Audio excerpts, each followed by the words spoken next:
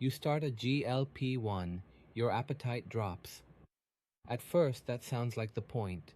Then lunch becomes 3 bites, dinner feels optional, and suddenly, eat less turns into, I might be under-eating without even trying. What are you actually supposed to eat when food sounds unappealing?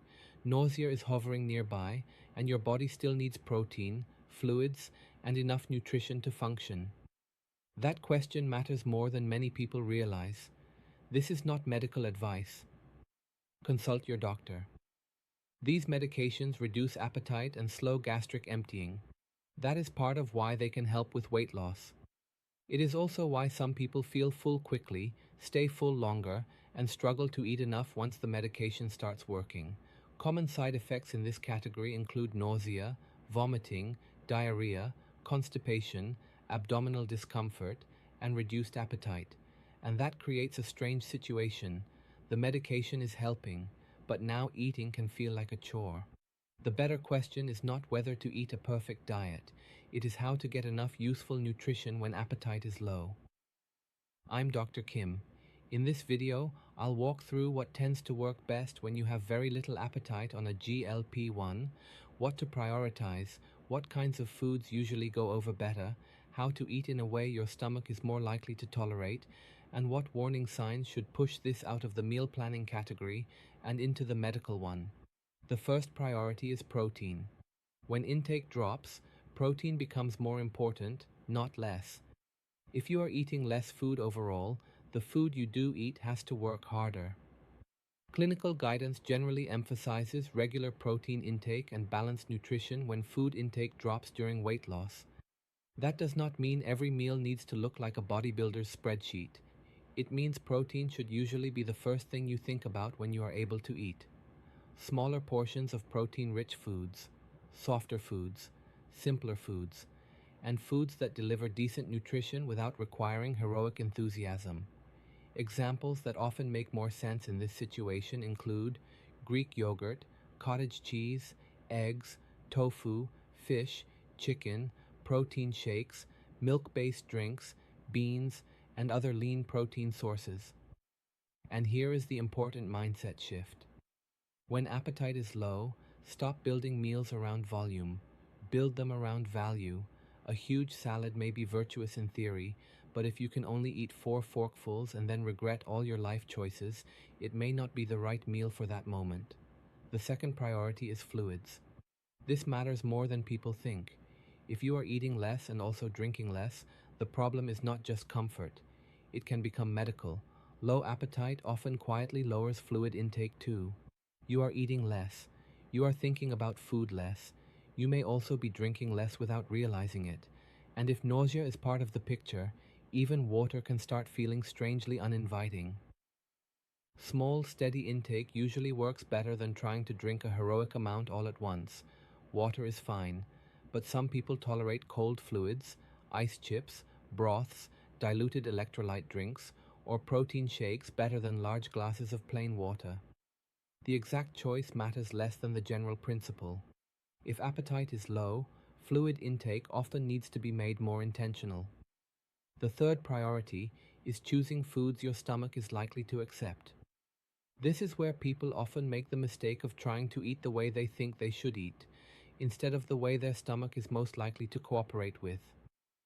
When a GLP-1 is causing fullness or nausea, heavy, greasy, spicy, or very rich foods may feel worse. In general, simpler, lower-fat, nutrient-dense foods tend to go over better when early fullness or nausea is part of the picture. If appetite is low, the usual winners are often plain or lightly seasoned foods, lower-fat meals, simpler combinations, and foods that are easy to finish but still nutritionally useful. Think eggs and toast, Greek yogurt with fruit, oatmeal, a small turkey sandwich, soup with chicken, rice with tofu, or a shake when chewing sounds unnecessarily ambitious. This is about finding foods your stomach is willing to negotiate with. Usually, the foods most likely to make things worse are the ones most likely to worsen nausea, bloating, or reflux. Very greasy foods, fried foods, very spicy foods, very sugary foods, and oversized meals. That does not mean these foods are morally banned. It means they are often strategically unhelpful. Temperature and texture can matter more than people expect. Some patients tolerate cold, smooth, bland foods better than hot, heavy, highly aromatic meals.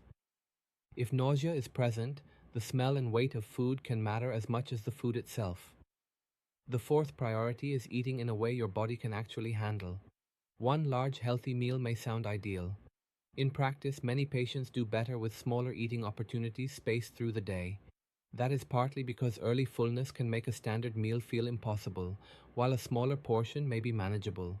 If 3 full meals feel unrealistic, smaller meals or mini meals may work better, and this is where people sometimes become unnecessarily moral about food. If a small protein shake works better than a perfectly balanced lunch you cannot finish, the shake may be the better choice in that moment. The same logic applies to timing. Do not wait until you feel strongly hungry to eat.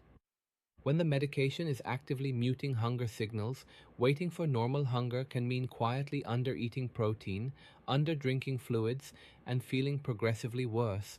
A few planned eating points during the day, even small ones, tend to work better than waiting for hunger that may not arrive. A simple order of operations often helps. Protein first, fluids steadily, then add easy carbohydrates, fruit, or whatever else your stomach is most willing to accept that day. The meal does not need to be impressive, it needs to be tolerable enough to finish. So here is the practical framework. When appetite is low on a GLP-1, focus on 4 things. First, protein first, not a perfect meal, a useful meal. Second, fluids on purpose. Do not assume thirst will manage this for you. Third, simple and tolerable. Choose foods your stomach is likely to accept, not foods that merely look impressive on paper. And fourth, small and structured. A few manageable eating points may work better than waiting for normal hunger to return.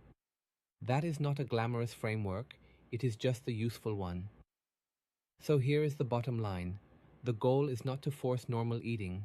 The goal is to make the food you can tolerate count. And one final distinction. Low appetite on a GLP-1 is common, but severe or persistent vomiting, inability to keep fluids down, signs of dehydration, dizziness, or worsening symptoms, that is not a nutrition question.